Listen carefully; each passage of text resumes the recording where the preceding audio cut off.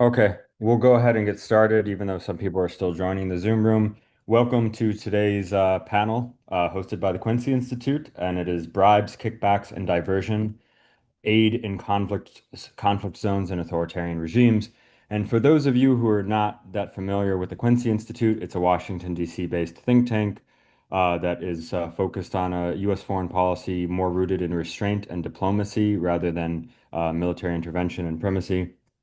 And we have a great lineup today for this topic, which is actually a very timely topic. And First, we're joined by Joseph Windram, who is the director of the Special Inspector General for Afghanistan Reconstruction, or SIGAR. He's the director of their Lessons Learned program, and it captures insights from the U.S. reconstruction efforts in Afghanistan. And previously, he served as a senior analyst in the Office of the Special Inspector General for Iraq Reconstruction and as a staff member on the House Foreign Affairs Committee. And he holds a Master's of Theological Studies from Harvard Divinity School. We're joined by his colleague, Jordan Kane, who is a senior analyst at SIGAR in the Lessons Learned program. And she's a conflict and governance advisor with extensive field experience in Afghanistan, Rwanda, South Sudan, and Yemen with on the ground experience.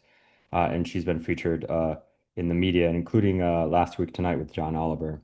Um, and Last but not least, we are joined by Audrey Botjen, and she is an international aid and conflict sensitivity consultant, which she'll explain what that means later, with 20 years of experience in conflict sensitivity, transition, peace building, and recovery, with significant decades of experience in the two Sudans and in other parts of Africa, and has worked on USAID funded conflict mitigation programs and other aid programs. And I think she'll explain her work better than I am.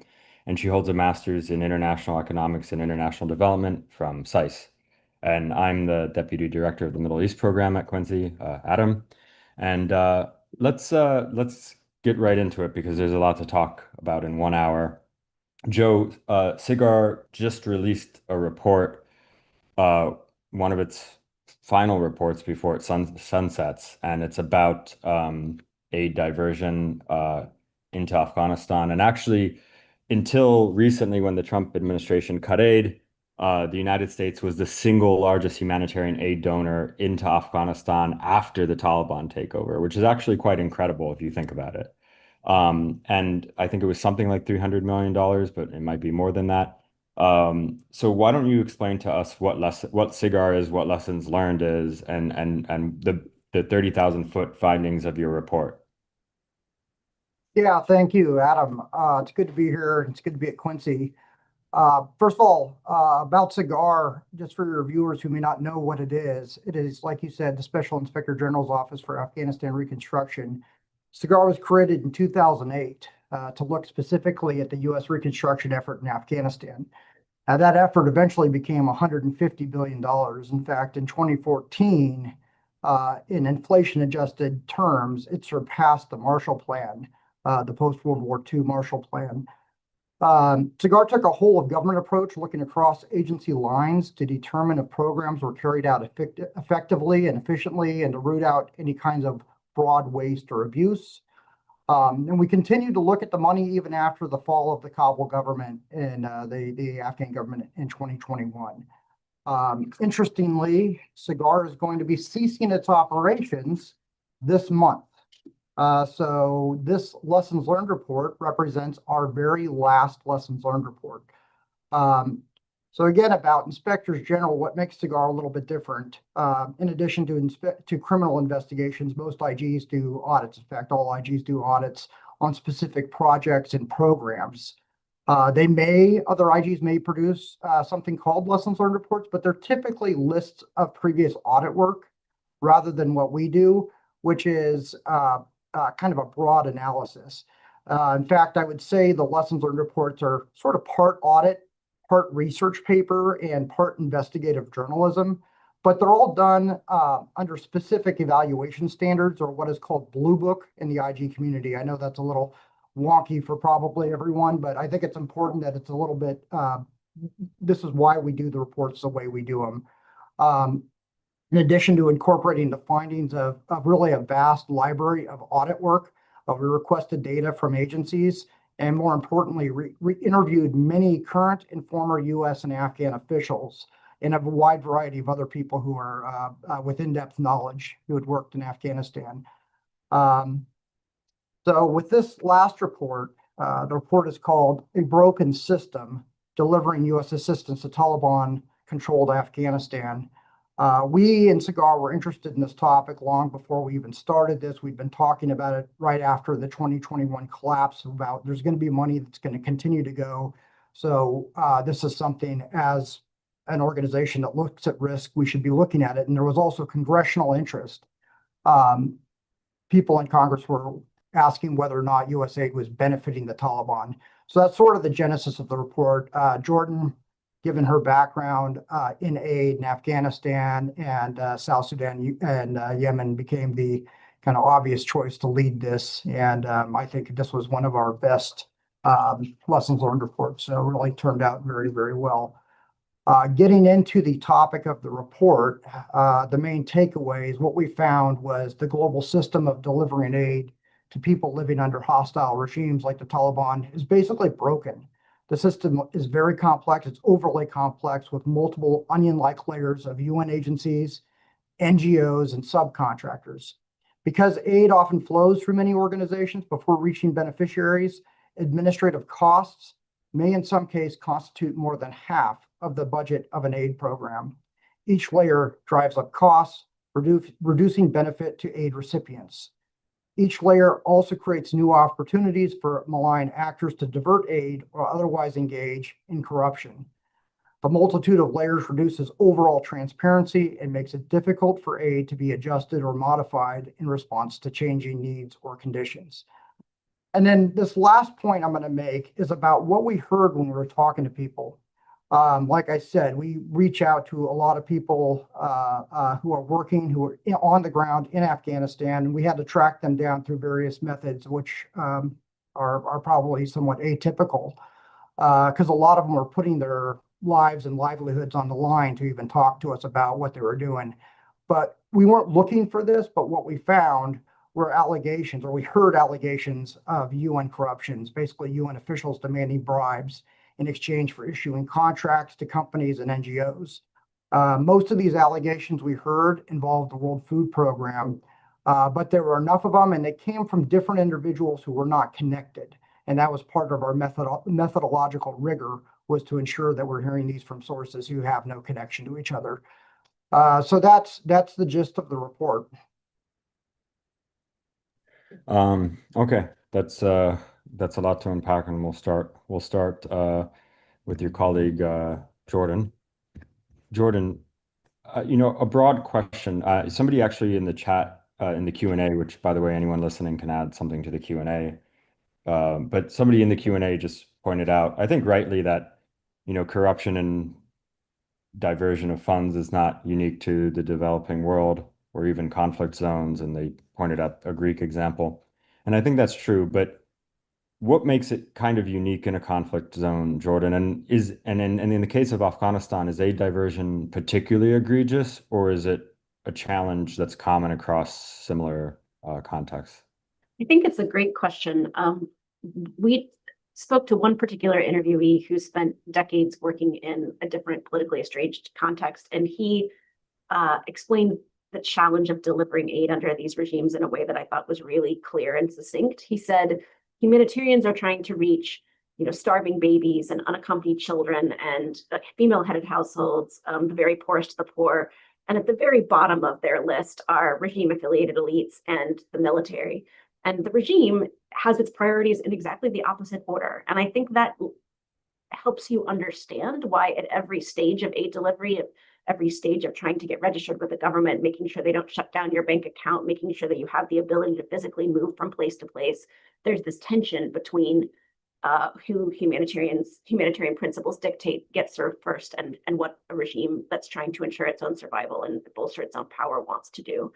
And I think even though this report focused on the unique challenges of delivering aid under regimes that we don't recognize or with whom we have frosty relations, because some of the comparison countries we looked at weren't fully estranged. It's sort of a spectrum, a continuum.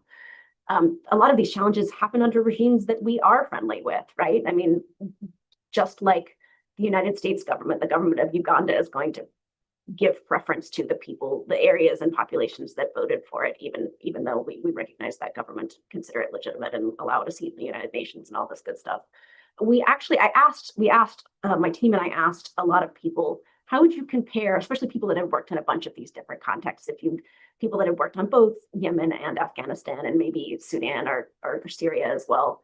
What is your experience with the Taliban trying to divert aid in Afghanistan, and to what degree does sort of the scale of it differ? And they did not argue that Afghanistan was unique or even particularly egregious. I think that these really challenging dynamics exist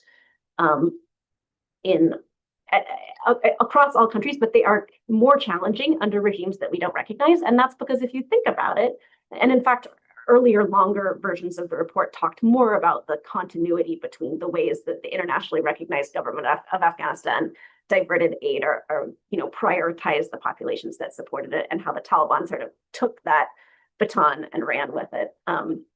So I think there's a lot of commonalities about how diversion occurs, and I don't think, unfortunately, that Afghanistan is an outlier. And I appreciate that comment from whoever's watching. How much of it, okay, there's this kind of nefarious diversion where there are these authoritarian regimes that are diverting aid for their own purposes. And then there's the partners that you guys have to have, or not you guys, but the partners that the aid agencies, the aid giving countries have to, or feel that they have to work with on the ground. And, I have to say this is not a very nuanced comment, but every time I go to a place that is post-conflict or that has significant poverty issues and is receiving a lot of aid, and you go meet with the NGOs and the nonprofit folks who work with that aid and who are receiving the aid or distributing the aid or acting as the liaison, and you go to their house and you think, wow, you work in a nonprofit? I'd have to work in finance to ever live like this. Um, is that a function of the fact that, the kind of people who get to NGOs in these countries are already going to be from the upper class? Is it a function of corruption? Is it a function of choosing the wrong people on the ground? Or is it something that's just in my head? I would be curious to hear Audrey's opinion on that, but I think it's not the most practical career, and it's a very rewarding career. So I would guess that it's largely that there is a degree of self-selection, kind of like journalism, right?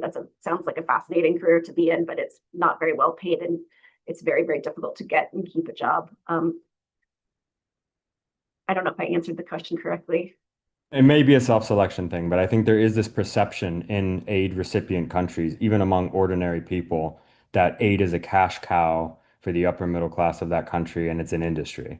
Is that a real thing? Maybe I'll ask Audrey. Is that a real thing, or is that just a bias? So I would say, first of all, to go back to the previous question, because I do want to unpack that a little bit more, because I think it's important to get into some of the details of this. Because in my experience, I've really not seen that level of corruption throughout an organization. It certainly can exist in an organization that a few people are on the take or that things are happening, but it wouldn't be your average person, because most people don't have the ability to control the sort of contracting procurement processes where that is most likely to happen. So if you're observing that, which I wouldn't say I necessarily always have, I would say it's probably either a function of the fact that when we write our job descriptions in the international aid sector, we're looking to value competency in English. We're looking to value a university degree, advanced university degrees, and the people who end up qualifying for those jobs are the ones that tend to come from more elite circles, because they've had access to education. Maybe they've been educated abroad and they've had their master's degree in the US or the UK. That's not your average person. And they probably are related to somebody just to get that. So I would say it's probably more a function of that. The other aspect is that even though NGO salaries may not be very high, if they're in US dollar, which they often are in some of these contexts, that's really valuable in many of these areas where you have not just high inflation, but hyperinflation. So in South Sudan, for example, if you were a government employee and you were originally making $500 a month, over the past few years, your salary's gone down to about $1 a month. And so anybody who's making US dollar in South Sudan is wealthier than any school teacher, than most government officials, because they're making a relatively low salary, but it's in US dollar. And I think, recognizing that, yes, when the aid sector does bring huge amounts of resources into a resource scarce environment. And so when you bring those sorts of resources in, you're going to attract a lot of attention from everybody, all up and down the spectrum of society.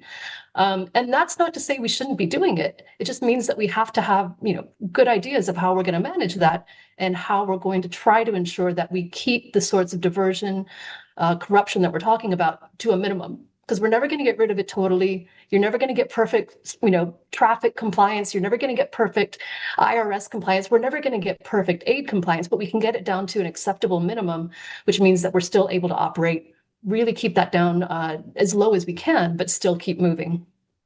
I think there's also something to untangle regarding the definition of diversion and how you distinguish diversion from governance.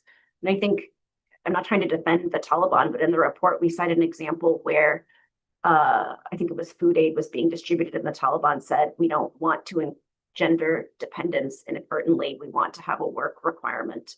That sounds like the Taliban trying to act like a government. And in fact, some of the lower level officials are holdovers from the previous internationally recognized government, and they have expressed frustration. We used to be consulted on who the neediest people were within our area of responsibility. And now, there's this weird thing where all of a sudden you won't talk to us. And I think in some cases, you've got people that are trying to get aid to the right people, and that can be perceived as interference because it's a difficult thing to define and it's a difficult thing to understand. Even corruption, is that corruption personal corruption, or is it, an unofficial tax from the regime? Who is it ultimately benefiting? It's not always cut and dried or clear. I try to start one sentence per day with "I'm not trying to defend the Taliban." I usually get to two. But no, I hear what you're saying. I think that there's kind of an unrealistic expectation that the governments or de facto governments, I don't even know if I like the term de facto governments because it's just semantics at this point, but the governments of these countries, we expect them to just get out of the way and let huge amounts of money flow into their country, and they're supposed to not have any concern about that. And as you point out, in some cases it's nefarious, but in some cases they're trying to do what any country would do, which is monitor how this money is being used. I hear you about my question before that maybe it's just a self-selection because of the job descriptions that are, they prioritize people with elite degrees who speak English. But are we, in some cases, are we talking to the right people? Are we dealing with the right people? Forget the corruption side of it, but are we dealing with people who are truly acquainted with the society and with the people on the ground who or even understand the sub communities that exist in their country, or are they detached from it? One criticism I sometimes hear about US aid compared to UK aid or DFID is that the Brits were actually better at finding more organic local NGOs than Americans were. I don't know if that's true. Maybe I'll direct this question at Audrey. Yeah, I like this question. I think it's a really important question because I think we have a lot of instincts within our organizations and implicitly and sometimes explicitly given by USAID and other donors as well to ensure that you're hitting certain standards and that you're accountable, you're transparent, you're delivering quality. But the definition of quality there is really complicated. And if quality is just being able to reach as many people as you can, as quickly as you can, and as cheaply as you can, so to take this sort of like corporate approach to it, you're not going to end up with a very good product. And so what ends up happening is that we will reach out to whoever's easiest, and we'll do things in such a way where we're hiring people who know not how to work effectively in these conflict-affected contexts because they spent a lot of their childhood in London or, Minnesota, but who can write really good reports. And that's how you win contracts, and that's how you sustain them. If we're able to shift our metrics of success away from, wow, that's a really good financial report, or that's a really good donor success story, into something that says, oh my gosh, your program was able to effectively shift, not just respond to needs in PBOR, South Sudan, but also help to build local capacities to manage those needs going forward so that we won't need humanitarian assistance next time. It's more expensive, it takes more time, it's more complicated, you won't get it right away. So if you want a quick success story, it's probably not going to be what you're going to go for, but it is the way that we can make long-term impact over time. Yeah, I agree with that. And I think one of the questions in the chat was about elite capture via these various NGOs and consulting firms, and not necessarily corruption, but the idea that it creates this sort of industry in these middlemen, and that maybe that and these middlemen who actually they don't necessarily have an incentive to do what you suggested, which is to transfer responsibility to the people in the communities, because then they'll be out of work. But as you point out, that would take more effort, and also perhaps, and correct me if I'm wrong, Audrey, is some of this risk aversion by governments. I mean, they just don't want to send their own people into conflict zones because if one of them gets killed, that's going to be a political scandal back home. And so they basically are running these things via Zoom, and and then so they have this other layer of liaisons, which might be the more elite, people of the country who are part of the NGO industry there and have, as you said, were raised in London. And then the third layer becomes the actual people on the ground. Whereas maybe you could, if you had more direct oversight, you could do what you're suggesting, but that would require basically risking your own government workers. Yes, and also additional money and also additional time. A lot of the programs that we see are designed to be implemented over 6 months, maybe a year. And most of those, in my experience, they don't actually get awarded when they say they're going to be awarded. And then you're running from behind from day one because they got awarded a month late, but you still have the same deadline, the same sorts of things you're trying to accomplish. And so being able to work in such a holistic, comprehensive way is definitely manageable, but not under the incentive structures that we've got set up right now. And so it would just require a different way of thinking about aid, as not trying to reach as many people as quickly and cheaply as possible, but trying to do something that's a bit more holistic, looking at it as a system. And I think that was something that, that came up quite a bit in the report. And even I think in the title of this is that, these are systemic issues, but we don't usually respond in a systemic way. We're trying to respond with simple tools that will help us avoid complicated problems. And for every complicated solution, there is an answer that is simple, clear, and wrong. And all the right answers are actually quite complicated. H.L. Mencken. There's a couple of ways that LLP has tried to work on some of the problems that are coming up over the last, I've been with LLP for 8 or 9 years. On the difficulty of staff reaching the field, we were asked to provide informal feedback to Congress at one point on what became the Diplomatic Safety and Security Act, which was trying to make it easier for diplomats and development workers to get outside the wire in conflict zones to be able to interact with the population and do their jobs better. I think it passed as part of an NDAA or something in 2022. And then there was the Global Fragility Act, was trying to it mandated that different agencies work together and work with partner governments on a 10-year strategy for conflict prevention and stabilization. Although I think it was still partnered with short-term funding, which, as Audrey pointed out, is just a huge impediment to policy success. When you've got 3 months to spend a bunch of money, you're not going to be able to spend it as well as you would if you were able to be thoughtful. So just wanted to flag, and the Global Fragility Act, I believe, at some point there was some credit given to one of the reports that we put out about the challenges of stabilization. So I just wanted to flag some of our successes.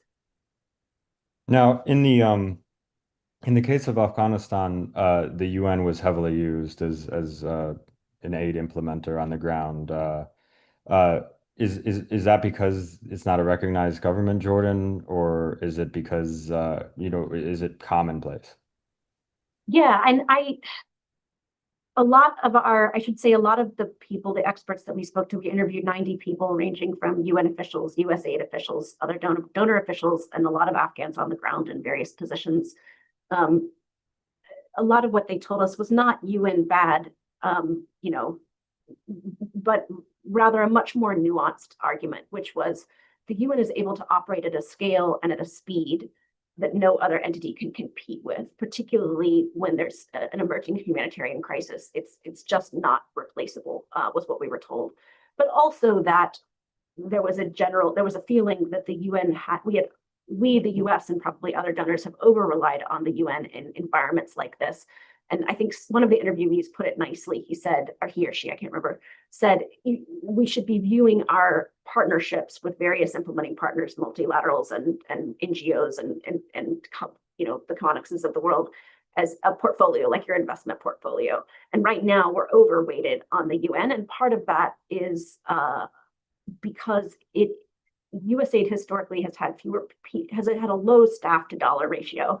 They're very, very time constrained, or USAID or the staff working in US foreign assistance. I don't mean to exclude state. And it is under US regulations much easier to pass money quickly. I think an award to the UN can be made in like a matter of months as opposed to a year or two to another entity. And it requires a lot of less staff time to oversee. So there's an incentive structure there that goes back to the regulations. Also, I think we, the US government and probably other donors, view the UN as sort of a near peer entity. We treat it sort of like it's another government. And so it provides a degree of protection when there's a scandal. If the US has given money to the UN, which by the way, doesn't usually do its own work, it usually passes, and Audrey can correct me, money through an international NGO and then a national NGO, like it's often a very long chain. It's not going to compromise the next year USAID funding for that country as much than if there weren't that layer of sort of political protection. And so I think it has historically served a very unique and important role. And also there are challenges that are unique to UN programming. So if I was going to describe this to someone in an elevator, basically the aid workers in the US government are completely overworked, and the UN is an entity that they know, and they can give money to the UN. And if there is a scandal at the end of the day, well, it was the UN. What are you going to do about it? I mean, if we can't trust them, we can't trust anyone. So they're kind of covering themselves, more or less. I think there's an aspect of that. And I really don't want this to be anti-UN, and I don't want it to be anti-WFP either, because that's not what we heard. What we heard was, when you give $500 million to WFP, it's so powerful that it starts to undermine the entities that exist on the ground that are trying to pull different UN agencies and NGOs together so that they can collectively push back on efforts by the Taliban to dictate where aid goes. So you want a more balanced portfolio, and you want to strengthen the entities like OCHA and NGO forums and conflict sensitivity mechanisms that are trying to ensure principled aid delivery. And Audrey can speak to that a lot better than I can, because she has more on the ground experience with it. Yeah, we'll get the conflict sensitivity in a minute. But Joe, recognizing that we're not going to bash the UN for the sake of bashing the UN, what were some of the problems with the way the UN administered aid that your report found?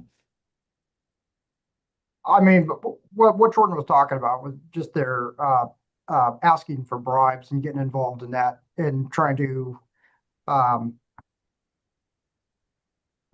me put it, let me add something I wanted to say earlier, which is about some of the past work we've done looking at performance indicator targets and program deliverables in a report, that you can have these programs out there that are deemed successful because they're hitting these things, but then actually at the end of the day, they're not actually moving the needle on what they're supposed to do. And I'm wondering to what extent that's what's happening with the UN as well. I can speak a little bit to what we found about the UN. Some people told us that certain UN agencies had been much quicker to accede to Taliban demands because, and I would also hold the mirror up to donors, because often the UN is responding to pressure from donors to reach more people more quickly.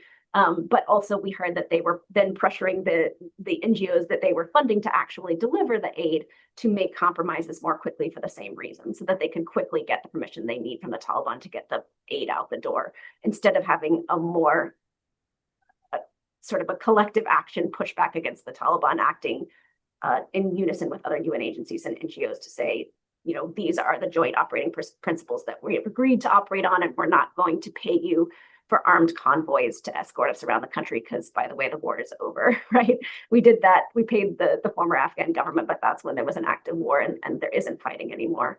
So being quicker to accede to Taliban interference, trying to get, prioritizing getting the aid out the door over, doing it in a principled manner or getting it to the right people. these are some of the challenges that we saw, in addition to these long chains through which aid is flowing, that each layer adds administrative costs. But again, a lot of that comes from risk aversion and regulations and donor incentives, inadvertent donor incentives or congressional incentives. Sorry, what were some of the demands from the Taliban that like they're acceding to? Like, can you Turn that? over the names of beneficiaries, pay us for armed convoy escorts, serve certain people and not other people. I mean, we also heard allegations, and I don't think this is unique either, that the Taliban intelligence, the GDI Bureau they know how the aid system works. They have sources inside UN agencies, they have sources inside major and minor NGOs, and they also have sources inside third-party monitors. It's really dangerous, and I would like to honor the Afghans who were brave enough to speak to us and tell us about the pressures that they operate under every day, trying to get aid to, needy people. The last mile of delivery, the Afghan NGOs that do the actual work of identifying beneficiaries and getting aid to them, it's a very dangerous job. And we did not, as Joe said, go looking to talk about corruption, this triangle that we heard about, and of corruption. Some UN staff, obviously, I'm not trying to say that it's everyone, and as Audrey said, it has to be people that are involved in procurement and finance and specific parts of the UN that are doing awards. I'm losing track. Oh yeah, the most dangerous jobs are the last mile of delivery, I would say, and also third-party monitoring, which is reporting on who the aid went to and what kinds of interference they faced. And I'm very grateful for the people that spoke up about that, but I was also unpleasantly surprised to hear about some of the corruption. Somebody in the comments mentioned that the Aga Khan Development Network and Aga Khan Foundation and some of the international telecompanies are sometimes overlooked in the international aid community and do a lot of stuff on the ground. And another person asked, when you mentioned that you were told that nobody could respond to large-scale humanitarian crisis with speed and capacity, but the UN, was it the UN telling you that, or is that something No, that's not necessarily. And I don't think that they thought that that's the way it should be. It has to do with the way that PIOs are treated differently in the way that USAID regulations talk about PIOs by other partners. It makes it easier to pass money through them faster. But I don't think anyone thought that was ideal. And in fact, we had many voices saying it would be better to have the ability to not always go through the UN or to have a better balance of partners. But that would require, I assume, investing in the capacity of alternatives. But I'd be curious to hear Audrey on this, speak about this too.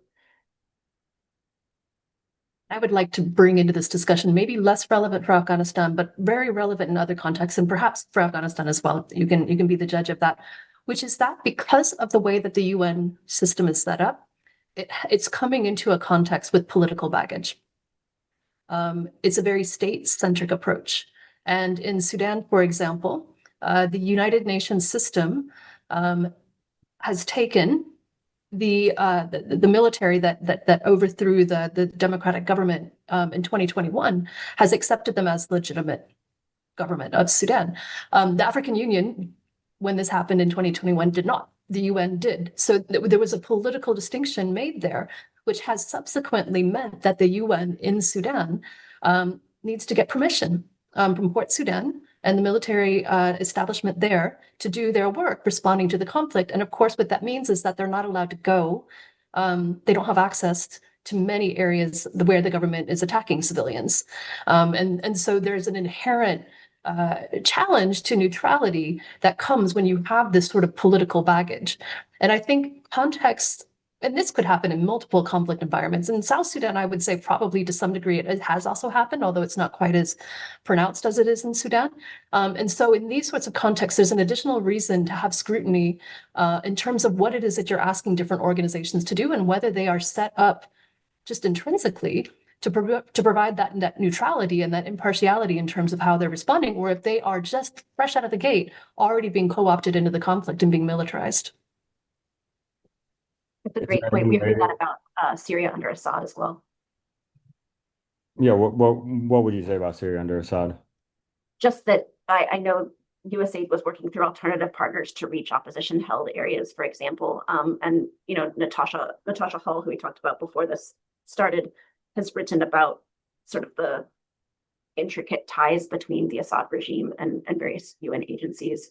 I will say, Adam, and you hinted at this earlier, there are reasons why major NGOs and UN agencies sort of have to or choose or understand the advantages of working with regime affiliated NGOs and regime affiliated contractors. And I think that we should talk about that too, because if at every single stage of trying to deliver aid, you need the permission of the government, which is often the case, particularly I think for an entity like the World Food Program that's trying to deliver a very fungible commodity across the country or across large swaths of the country, they're more exposed than other entities.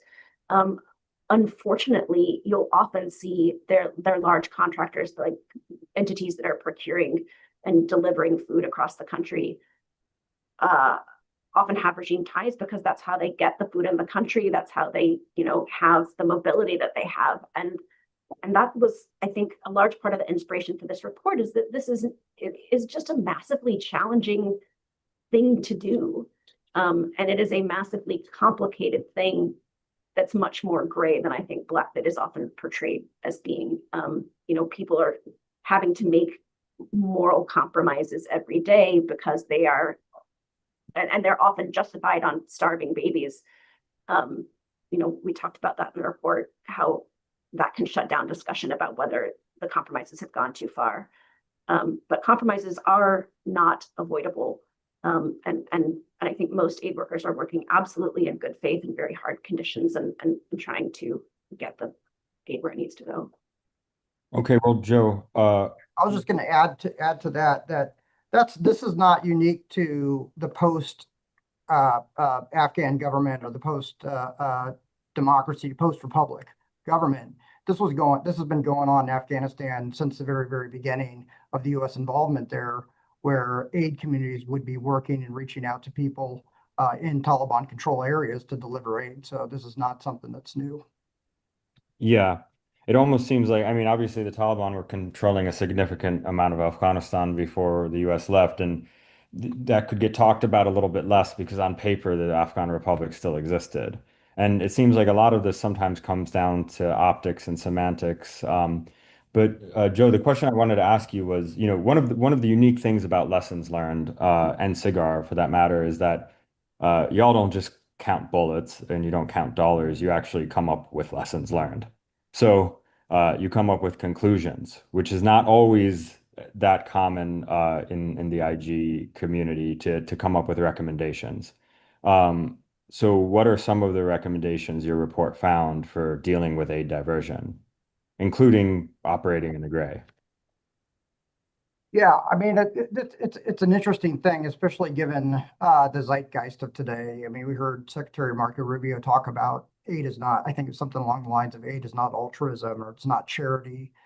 And so we're trying to operate, obviously, always the joke I always make about our reports, the lessons learned reports and SIGAR reports in general, is they're kind of like a religious text, meaning that you can use them to justify anything. I think people on one side of the aid debate have used our reports, and people on the other side have used our reports. So we're hoping that whichever side people are on this debate, that they're able to use this report either to reform aid, make it better, or figure out where things are broken and fix or remove those things. In terms of our recommendations, we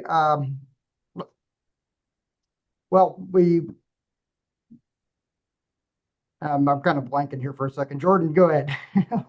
Yeah. I mean, I spoke about this briefly earlier, but there are entities on the ground that push back on pressure from the regime to send aid to people other than what the humanitarian principles have prioritized. And those are the Office for the Coordination of Humanitarian Aid. Am I getting OCHA's acronym right? NGO forums like ACBAR in Afghanistan, which we were told it wouldn't take that much money or, a couple more staff would make a massive difference in that shoestring organization that's really doing a lot more, I think, than I often am sitting in DC writing a report. the on-the-ground mechanisms, and also conflict sensitivity mechanisms. But if I were queen for a day, I'd say we need to invest in understanding what our aid is achieving and not just assume that more aid reaching people equals more impact. Because if your aid is just going to one side of a conflict or entrenching, a predatory regime, then that you need to understand that, and you need a conflict sensitivity mechanism or a political economy analysis, like we famously saw coming out of the U.S. Institute of Peace for Afghanistan in 2023. The other thing is it takes staff. The fewer staff you have, the longer these daisy chains of implementing partners are likely to be, the more aid the more large contracts to suboptimal partners you're probably going to see, unfortunately. I'm sure Audrey also has opinions about what she would do if she was queen for a day. Oh, I was going to try to jump in because I definitely have some ideas here. In full disclosure, my first point was just to jump on what Jordan was saying about conflict sensitivity mechanisms. I have a history with those. I was the first director of the one in South Sudan from 2016 to 2019, and then helped to set up and support the one in Sudan for the last 5 years, and I've also supported the one in Ethiopia. So I have a little bit of skin in the game on that one. But I'm a firm believer that having a mechanism in a country to help provide this sort of political economy analysis, contextual analysis, even anthropological analysis that helps you to understand how aid is interacting with politics, economies, social structures is invaluable. And being able to not just produce a long report, but also produce knowledge in a way that busy aid workers can absorb it and figure out what to do with it. In a way, kind of like what we're doing right now, is to then say, then what's the practical steps? A few other things I would say is strong principles that we train people on and that people understand and they know how to apply. Neutrality is a very complicated concept, and everybody says, yes, we should be neutral in most of the conflicts where we work. But what that looks like when you're working in El Fasher becomes a lot more complicated. And so being able to invest in those, knowing when they're working, when they're not working. And then collective action is the other one that I would flag right now, which is to say that these are big issues, and the actors on the ground who are trying to use, manipulate, divert, take the assistance that is supposed to be going to vulnerable people, they're very incentivized to get their hands on it. And they've got a lot of power. In many cases, they are the authority in the area with the guns and the ability to say that you can or can't work there, who you can hire, where you can go, all the power. They've got all the cards. What we have is our principles, and then we can also have collective action. But collective action is undermined because we're so busy, because implementing partners are competing with each other and they don't want to have difficult conversations, because donors are understaffed and they don't have enough people to try to provide the leadership that's needed. And so those are the three things that I would flag there, is the analysis that can come from mechanisms, principles, and then also collective action. I would even say send less aid and get it more right? Like, if that's what it takes to get that ratio right, of being more thoughtful about where you're sending it, because otherwise you're going to accidentally send this, you're going to have counterproductive impacts with some of it. Audrey, you had shared with our team a really good example of an aid scandal where there had been significant diversion in a particular part of one of the countries you worked in. And there was the conflict sensitivity mechanism was able to sort of create a safe space for different competing implementing partners to discuss that and build more collective action than would have existed otherwise. I'm not trying to get into the specifics of that, but if you could talk generally about the role that entities like that can play, I think it's a compelling example of what works. And if you could just to know, the conflict sensitivity basically refers to the dynamic you just described, but if it doesn't, please correct everyone. So to make it most simple, conflict sensitivity is about ensuring that aid actors are aware of the context, the conflict environment that they're working in, and then trying not to make it worse. And if possible, trying to make it better. So making sure we're not contributing to corruption, making sure we're not contributing to conflict, to violence, and if possible, help build capacities within the community to be able to manage these things. So it's kind of a complicated term for something that kind of sounds like common sense. But the reason we need that term is because right now the incentive structures for the aid system are really around efficiency and risk avoidance. And so if you just put your blinders on and start trying to do to the letter, what those requirements are forcing you to do, you start having perverse incentives, and you start knowingly sometimes even making the context worse. But it's in order to to get your numbers, so that you can say that you reach this many people in this amount of time. Doesn't matter what happens. So basically, it's a way to try to take off those blinders. The example that Jordan's referring to was a very sticky situation where there were a lot of fingers being pointed over whose fault it was and what could be done. And so what we were able to do is sort of consecutively create safe spaces for actors to work through their differences, agree on what the underlying issue was, the systemic issue, and then consecutively bring in more and more actors to the point where finally we were able to bring in the donors. Initially, nobody wanted to talk in front of the donors because it was, heads could roll. But ultimately, some of the responsibility was theirs because they'd set up incentive structures that then others followed. And then this is what came out of it. So it's about being able to unpeel the issues and create those safe spaces to find out what's really driving it, and then what can you actually do about it. I forgot about one tool. We talked about aid pauses to aid suspensions, and we did some case studies of aid suspensions and saw that it seems like they're not generally that well coordinated, or we would see the US would freeze aid to the Houthis, and then the UN would do it, and then the US would do it again. And it seemed like getting a coordinated aid suspension in reaction even to like an overt declaration that they were going to start taxing aid across the board at 3% was surprisingly challenging. So, and also quite rare because somebody would be like, but the starving babies. But I think aid suspensions can be a way of making a forceful point with the regime as well. And, we talked about how staffing and expertise, and one of the big takeaways we have about Afghanistan and the U.S. effort there was that we didn't understand the context. We didn't understand the social dynamics, the complex political dynamics. And there's been various solutions proposed for that. And part of it was better training, better knowledge, and longer deployments, 1 year, 2 year, 3 years. We talked to a colonel a while back who said, I studied this stuff for a couple of years and went over there and went to Afghanistan for a couple of years. And I'm supposed to understand the system I'm dealing with at the level that I can't even understand in my own town. That sort of dynamic is going on.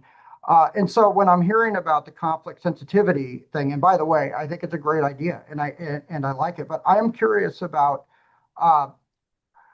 how do you manage who you're talking to and who's influencing that in terms of elites versus rural population, or the various stakeholders that may not have a seat at a table or don't live in Mazar-e Sharif or don't live in Kabul and are the ones who are talking to you. Because in so many of these things, and I think, Adam, you were getting to that point earlier when you were talking about this, is that you have a certain cadre of people who get into that pipeline of dealing with, to be crude, the Westerners, the aid, the donor community.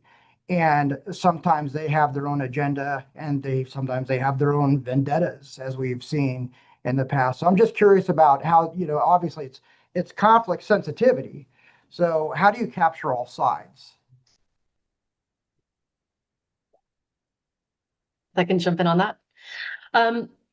Number one is you have to set the principle. You have to set this idea that it is important. And while that seems intuitive, I do think it needs to be said explicitly, and it needs to be something that is endorsed by leadership, because otherwise all the incentives in terms of being cost effective and getting your numbers quickly within your project, you're just gonna go to your backyard and find the same people. We call them gatekeepers. Sometimes these people that will sort of stand between you as an aid actor and then the community, and that's the easiest thing to do. Besides going through the local, also the very easy thing to do, but then you're just oftentimes perpetuating some of these top-down power systems, which oftentimes are part of the root causes of the conflict. And as long as we're perpetuating that top-down authority structure, because we go through them, we empower them, we ask them who we should go to, how we should deliver it, we are reinforcing it. We're not challenging it. So challenging it means, unfortunately, that it's a lot more work. And it's a lot more expensive, and it takes more time. So it means you have to get better at speaking local languages. In Sudan, that means not just speaking Arabic, but speaking those other languages, which women and minority groups and youth from disadvantaged areas, they're not going to even speak Arabic, let alone English. It means recognizing that 6 months out of the year, these places may not be accessible by road. It means that they may have lifestyles that are nomadic, and it's difficult to know where they're going to be. And so all of that from a donor perspective, and this comes back to Congress as well, and the American public that want to see their tax dollars having an immediate impact and say, oh, there was an earthquake yesterday, there was a crisis, we have 600,000 people that are in El Fasher right now under siege conditions. What is my tax dollar doing? And the thing is, some of this takes a longer time to get success.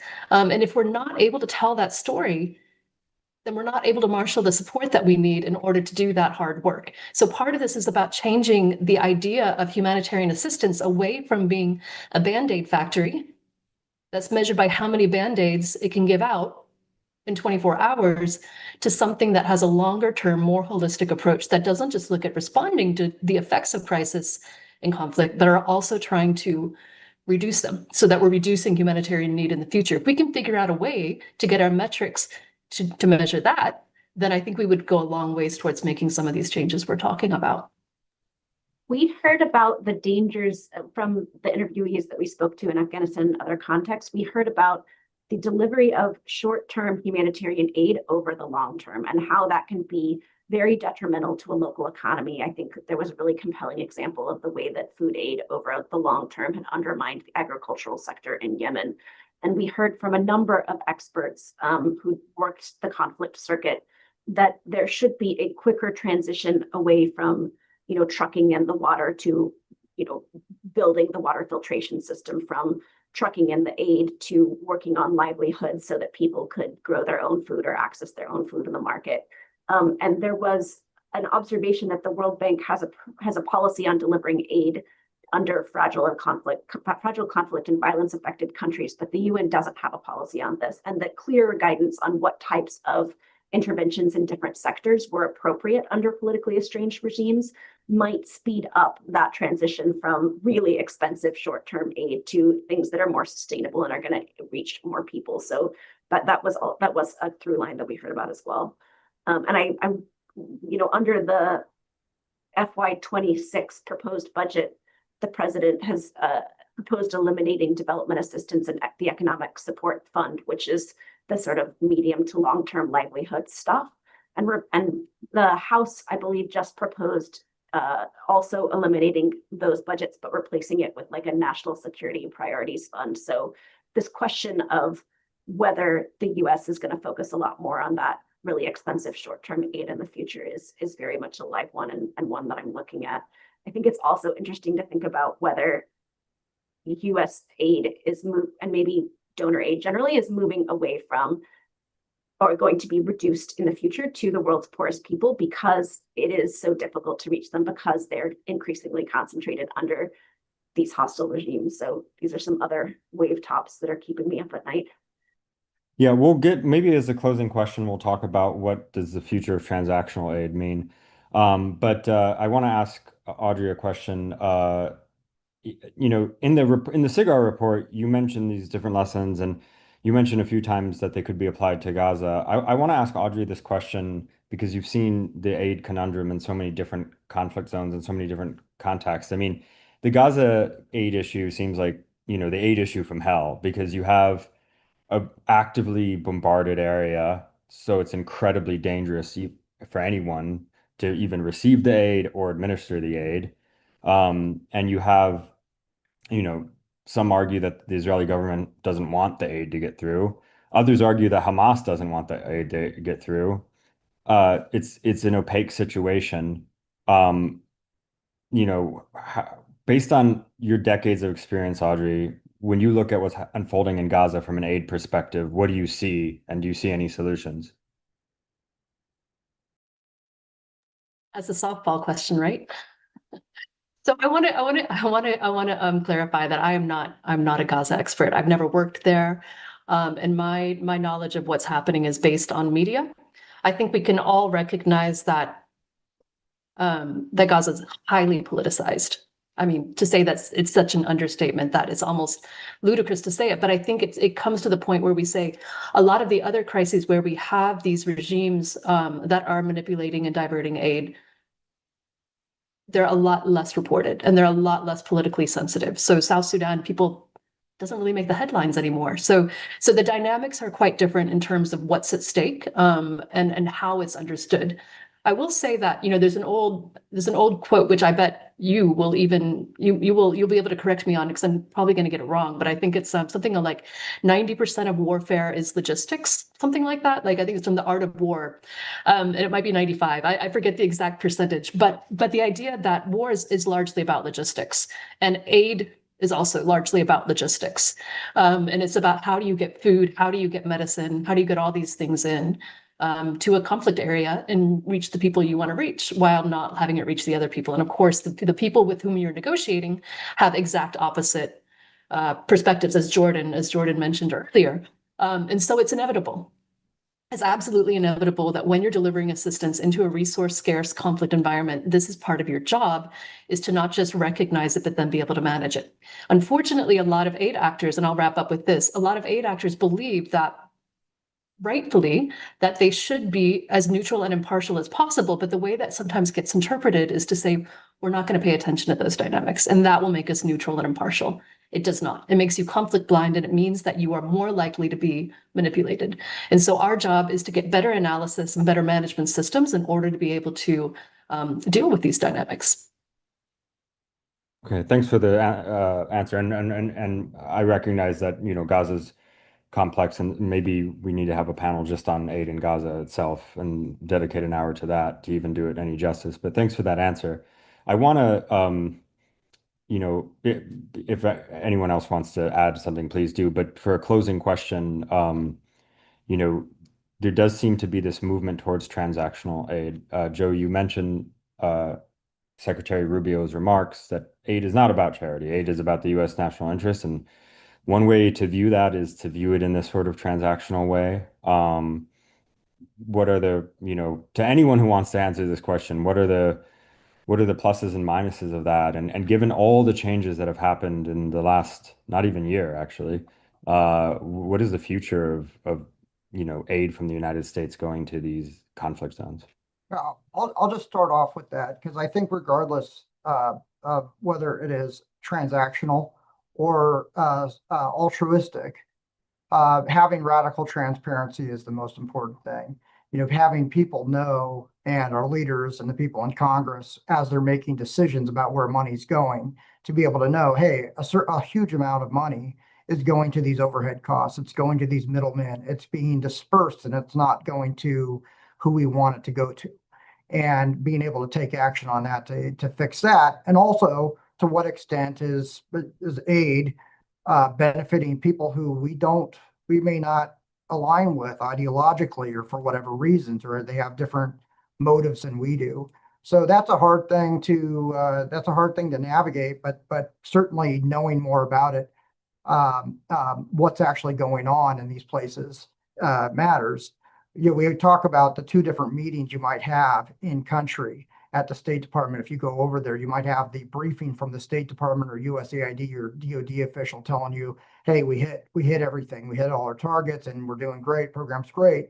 Then you might have the meeting afterwards at the duck and cover or at the bar or wherever later, where they say, oh my God, this program's a big mess. One of the things we wanted to do in this report is we admit we can't prove these allegations that are in there. There's no way to do it. We don't have people on the ground. We can't go out there and do it. But when we hear the allegations, it gives these atmospherics that I think are important for people to know. We've done that all the way along in our lessons learned reports. Is kind of put out there in a report the things that people are whispering about and talking about, and the people are working about it already know is happening, and we're just putting it down on paper and doing it to within IG standards. Yeah. Jordan, do you have anything, or else I'm going to give Joe the last word? Oh, give Jordan the last word. I think I already It's her report. It's our report. She did a lot. I think I already said some of it, which is, in this moment of questioning whether we're going to continue to, we, the US, are going to continue to invest in foreign assistance in the same way that we have in the past. It seems like humanitarian aid has survived. A larger percentage of humanitarian aid has survived than development assistance. And I think this report should give people pause a little bit when thinking about that, because we talked to USA folks who worked in these countries for a long time, who were worried about good money being thrown after bad, continuing to truck water in for many years when that money could have been more efficiently used to rehabilitate water filtration plants. The same thing for emergency healthcare instead of training new doctors. I think that's something to think about, but I've taken too much time. Okay, well, I appreciate that. We probably need more time. For somebody in the Q&A asked where to find the SIGAR reports, just Google SIGAR, SIGAR, and the first link underneath the homepage of SIGAR is going to be the reports. You can see it before you even go to the SIGAR website. They have many reports. They're going to come up with a final report. The latest report is right up at the top there. I want to thank Audrey for sharing your decades of insights today. I want to especially thank Joe and Jordan for your years of service at SIGAR and for the service that SIGAR did for our country. And I hope that going forward, the U.S. government understands the value of that, personally speaking. And for those who want to attend more QI panels, you can just Google Quincy Institute and there's an events and webinars tab. And we have a few book talks coming up and we'll have more panels coming up in the near future. And I appreciate everyone who stayed on. Thank you.